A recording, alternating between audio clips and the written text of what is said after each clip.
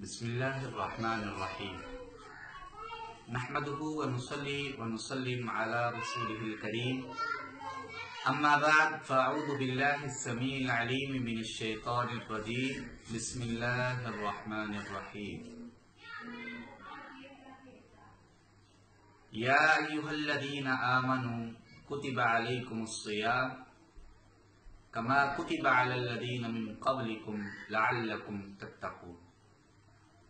اللہ رب العزت کی حمد و ثنا پیارے پیغمبر جناب محمد رسول اللہ صلی اللہ علیہ وآلہ وسلم کی ذات پر درود و سلام کے بعد ہمیں اللہ رب العزت کا بے حد شکر ادا کرنا چاہیے کہ جس اللہ رب العزت نے ہماری زندگیوں میں ایک مرتبہ پھر رمضان المبارک عظمت، رحمت اور برکت والا مہینہ نصیب فرمایا ہے۔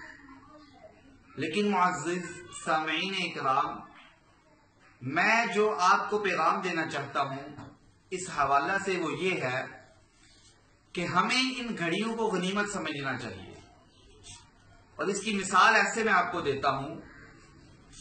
کوئی بھی جاب کرنے والا بندہ ہے، کسی بھی حصے میں وہ کام کرتا ہے، اس کے جب پرسنٹیج بڑھنے لگتے ہیں یا اس کی ویکینسی میں اضافہ ہونے لگتا ہے اور اس کے گریڈ بڑھتے ہیں تو وہ بڑا خوش ہوتا ہے۔ تو اسلام کے اندر بھی یہ رمضان المبارک، یہ عظمت و رحمت کا مہینہ، اس میں اللہ رب العزت نیکیوں کے گریڈ بڑھا دیتے ہیں۔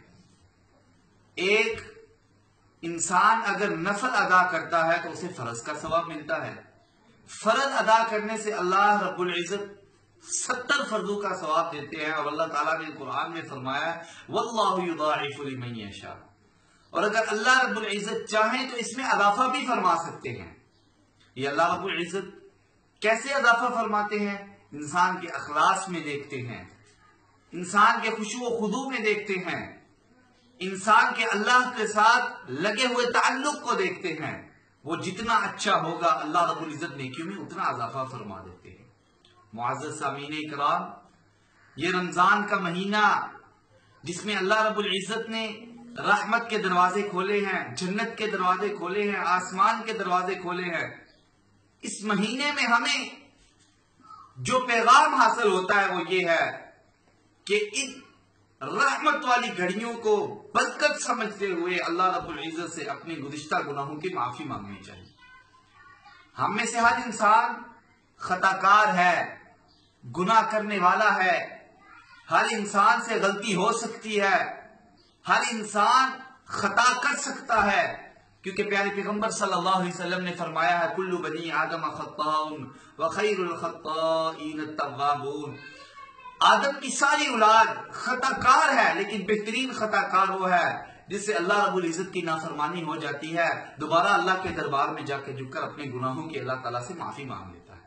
تو میں یہ پیغام سامعین اکرام کو میڈیا پہ دینا چاہتا ہوں کہ ان رحمت کی گھڑیوں کو، ان بخشش کی گھڑیوں کو جس میں اللہ نے رحمت کے دروازے، جنت کے دروازے کھولے ہوئے ہیں، ان کو غنیمت سمجھو، اور گزشتہ سارے گناہوں کو اللہ رب العزت کے سامنے رکھ کے دعاؤں میں اللہ رب العزت سے کثرت سے یہ دعا کرو کہ اللہ ہم گناہگار ہیں، ہم خطا کار ہیں، ہم سیاہکار ہیں، اے اللہ ہمارے گناہوں کو معاف فرما۔